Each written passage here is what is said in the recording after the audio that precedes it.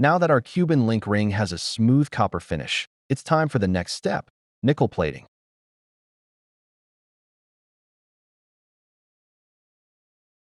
You can already see the transformation happening as the copper surface slowly starts turning into a smooth nickel coating.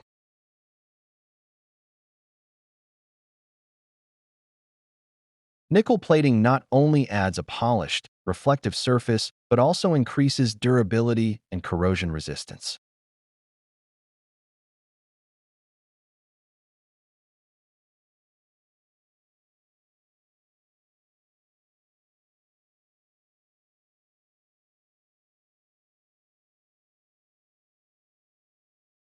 And there it is.